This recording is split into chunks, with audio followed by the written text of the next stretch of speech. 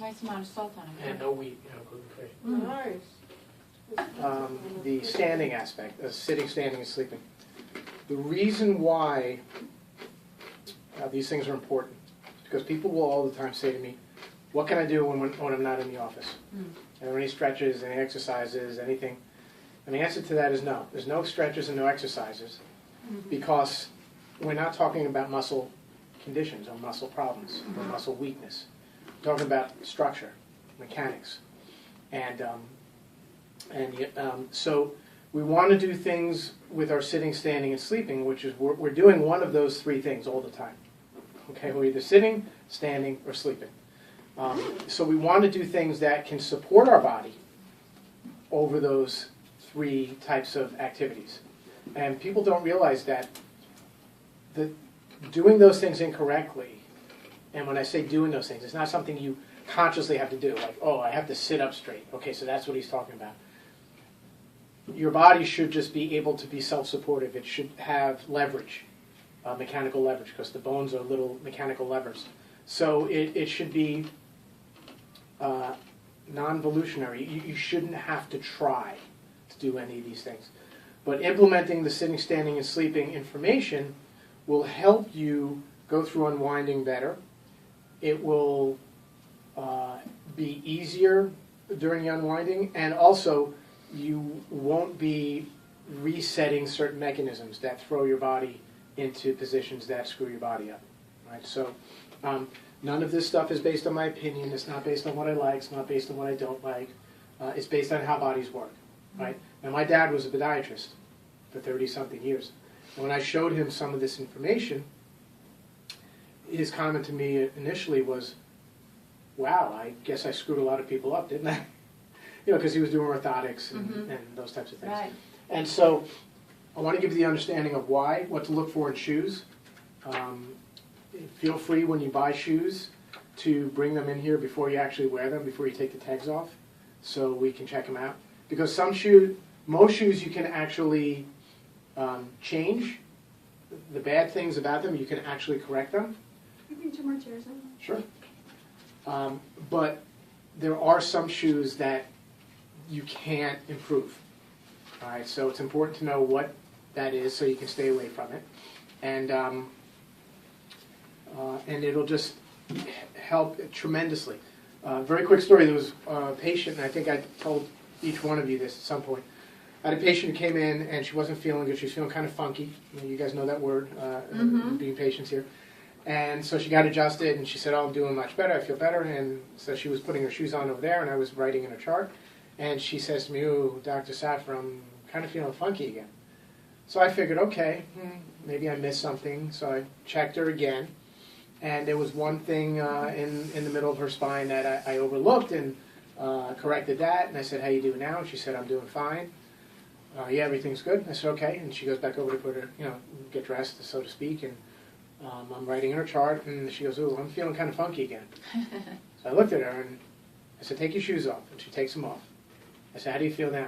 She goes, I feel fine. I said, put your shoes on. She puts them on. I go, how about now? She goes, I'm feeling kind of funky. So I said to her, it's your shoes. So her response to me was, do you think so? And I said, all right, hang on. I'm not telling you what I think. I'm telling you what just happened, what I observed.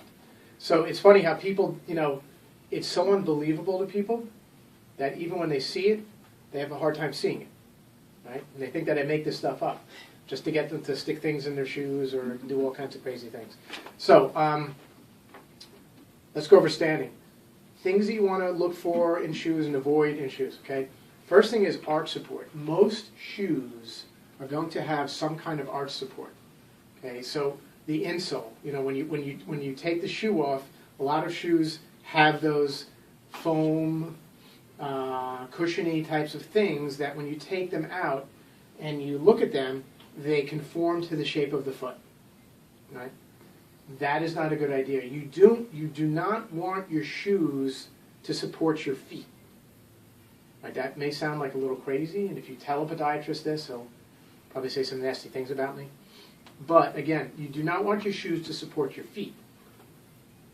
Your feet support your body. So your shoes should be helping your body be supported. They shouldn't be supporting your feet, if that makes sense. Okay? Most shoes are designed for people whose bodies are screwed up. So most shoes out there are wrong. Particularly Birkenstocks used to be big, and I know they still are to some extent.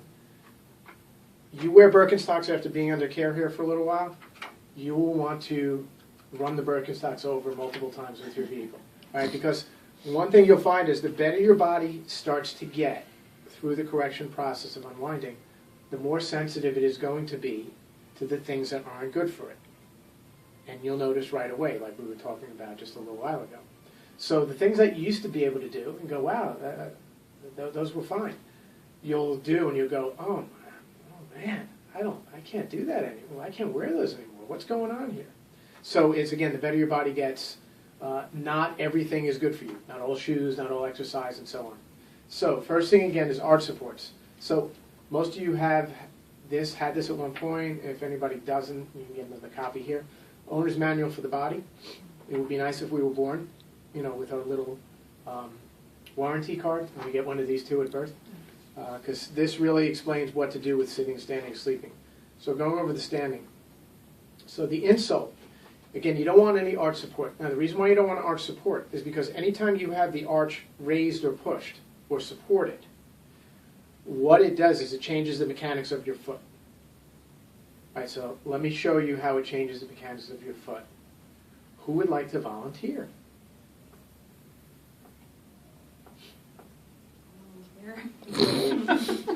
Reluctantly. All right, take your shoes off. So, and you can do this without me doing it to you. You can raise your arches if you just scrunch your toes up, okay?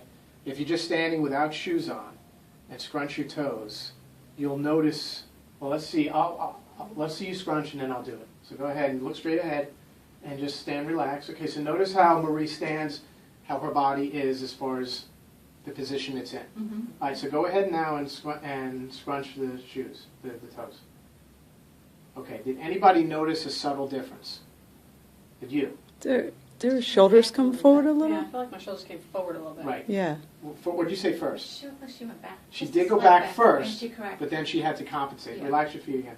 All right, so you notice now the way she's standing, and go ahead and scrunch your feet. Oh yeah, her shoulders went back. She went back She went first, back. and then rolled a bit forward. All right, so watch what happens. Relax your feet. I'm going to raise your arches. All right, so watch what your body does and tell me what it does. Ready? Wow. What do you notice? It went I didn't backward. notice anything. What Yeah, you happened? went backward. Oh, okay. Oh, you went way Yeah. back. I felt that. All right, raise it a little bit more. All right, one more time. Ready? Yeah, I'm going back. Oh yeah, wow. So what happens is when you raise the arches, or you have a shoe supporting the arch, even if it's very, very slight, okay, the weight that changes the mechanics of your foot enough where the weight goes back because the heel drops down. If the foot's like this, when your heel drops down, the weight is going to shift back. Right? Does that make sense? Okay. So when the weight shifts back, your body will tilt back, and your sacrum and your pelvis drop down and back.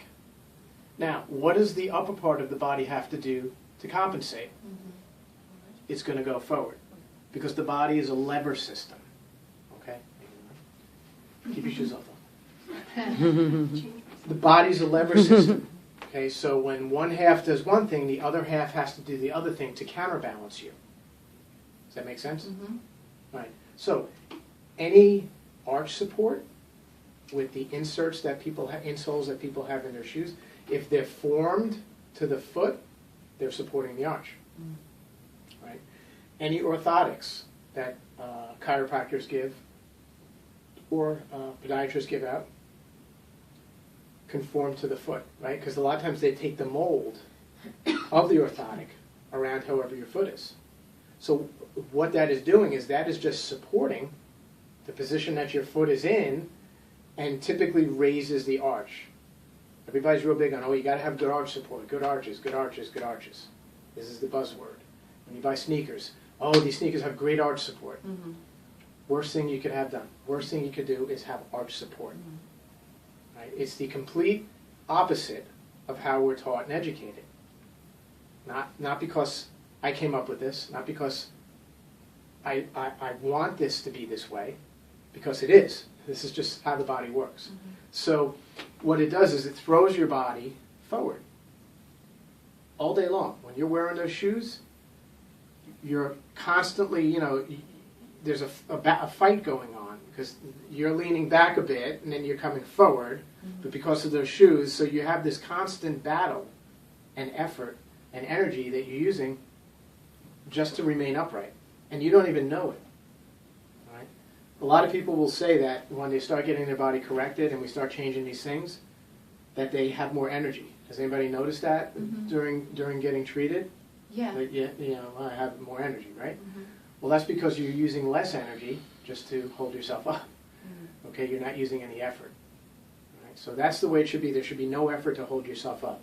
So inserts, you want to take out of the shoes that you have, and the inserts that should be in there, you notice that they're flat, and you notice that they're not spongy or cushiony.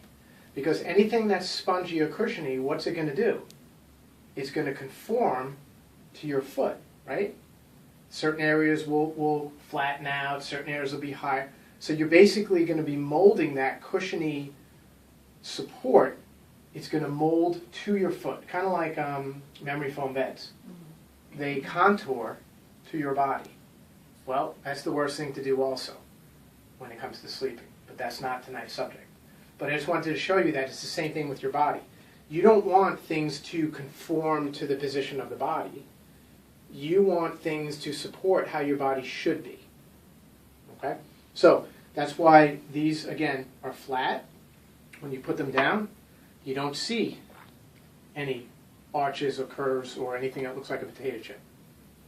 And also, again, they're not spongy because they're not going to then mold to the shape of your foot. Right? Everybody needs these in their shoes. Where you hurt or where you notice things and where you have your symptoms is never where the problem is. Okay, right? And we were just talking about that. Where you feel these things, those are the areas that you're compensating for something. Those are the compensations that you feel. So if we do something to change the mechanics of our foot, we're changing how our foot's compensating. Our foot can feel differently. It can feel better. But we're just moving the compensation to another part of the body. The body now has to compensate some other way because we just changed what our feet are doing. Does that make sense?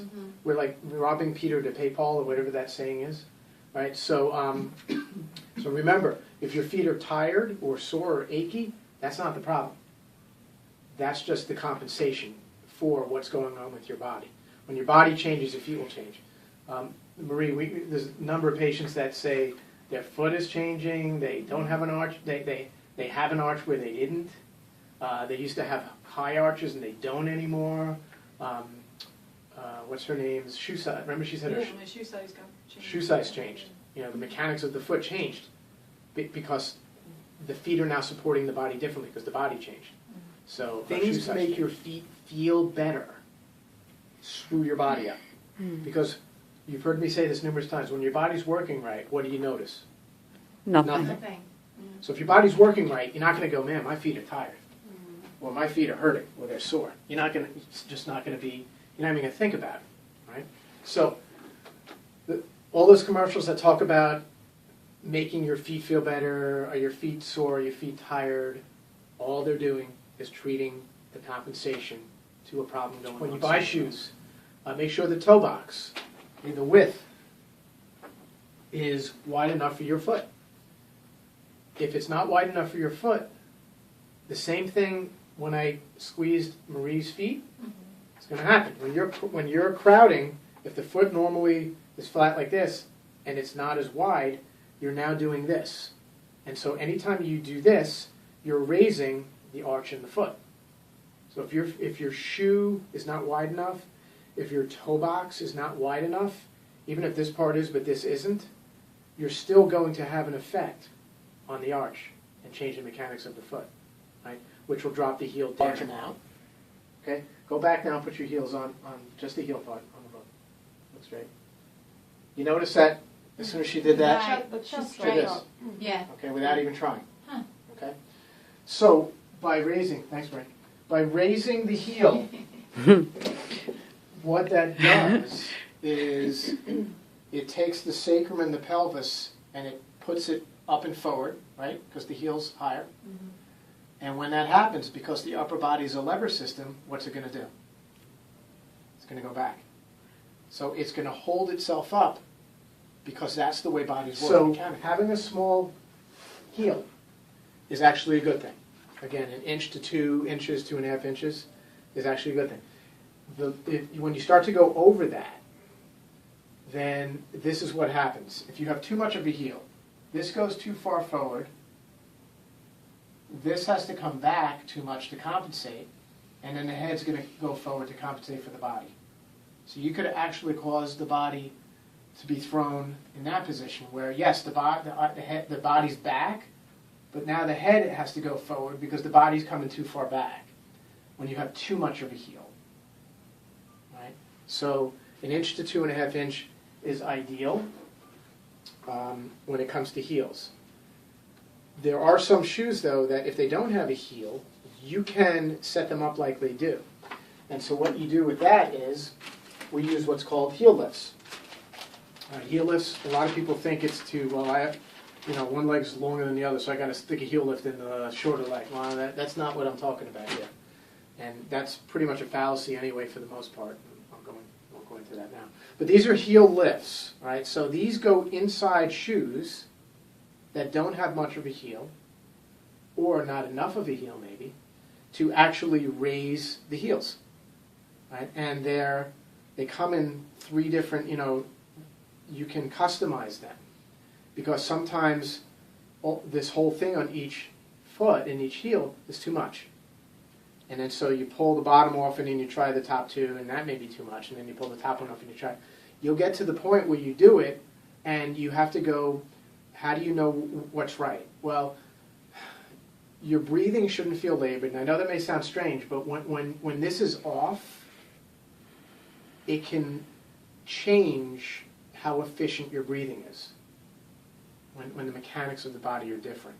So when, we'll play with this with a patient, we'll say, all right, take your shoes off. We'll put these in the shoe. If this is a closed shoe, they would go in right there, and then you put them on. And then you may feel like, it may be too much. Your body's not stable. You won't just be like, boom, and you're just not moving and not swaying. So then you try 2 layers, and you do that, and then 1. And it's kind of like Goldilocks. This is too hot, this is too cold, this one's just right. So when you get this right, your body's just so much easier. You're upright, and you don't even, you're not even using any effort. And typically, one of the things that I'll look for is that somebody will actually inhale, take a deep breath in. After when we get this the right height, they'll go, and they don't even realize they're doing that, because when you're changing the body that way mechanically, because structure and function go hand in hand, yes, your breathing can actually change. Now, these things seem like really just something like that. You have to understand that the body is very precise. The smallest, the most subtle thing can make a difference to the body. Right? So heel lifts, not everybody needs heel lifts. Everybody needs the inserts, no doubt, in whatever shoes you're wearing. But not everybody's going to need this. This all depends. Another problem is what we call cupping. Mm-hmm. There are some heels, over time particularly, where instead of the heel being like, if you looked inside the shoe, instead of it being level, okay, it starts to do this. It starts to cup. You can see that there. And although they're still slanted quite a bit, but when the heel cups, because of structural problems with the body, incorrect shoes, cushiony inserts, all of these things that we're talking about, that can lead to a heel eventually cupping. And what happens is when the heel cups is, that causes the heel to go down. Okay, the heel actually becomes lower than the instep or the middle of the foot. You don't want the heel lower. Again, heel lower, this goes down and back, this comes up and forward. Right, so if the cupping is not that terrible, then we can get away with what's called using heel chips. Heel chips are just a very basic, simple form of the lift, but they're just thinner and just overall smaller, okay? And they just go in, they would go in where the heel is on a shoe to fill in and level out that cupping, right? So we try those where we have a patient put these in, under these,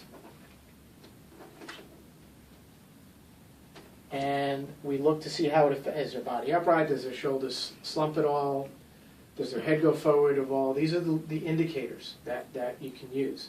Is the body stable, or does it look like the person's kind of, trying to find their balance point, right? It's easier to observe this in people than for you to do it to yourself. And if that doesn't do the trick, that may be better than what it was. If that doesn't do the trick, then we have to start using these. If the cupping is too significant for the shoe, then we have to go to the lifts. So again, not everybody needs the chips or the lifts, but everybody needs the inserts. Flip-flops are not good. You want to have a shoe that attaches that has a backing. Strap on it? Yeah, a Okay. strap-on or something like that, not just something that can flop around, like what are those Crocs, things like that. Not the best thing, because when you don't have anything supporting the back like that, then, especially with flip-flops, you have a tendency to scrunch your toes when you walk, Yep. Yeah. because hold otherwise on. to hold Yep. on, Right, basically. Yep. right, yeah. And So true. also flip-flops, they definitely cup. You look at flip-flops and they're just big time like that, after even, just a few weeks of wearing them. So when you scrunch up the toes in the front, remember what that's doing is it's like what Marie did Changes before. your When arch. she scrunched up her toes, it throws you forward like that.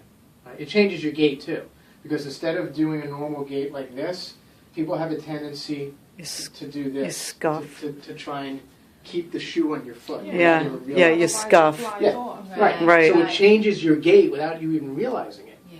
And then when you change your gait, like, has anybody ever noticed that if they have a toe injury or something, and they walk a little differently than they normally do, Yeah, now they'll start having issues in other places. right. Right. Yeah. So it's the same thing when you're changing your gait, not even knowing.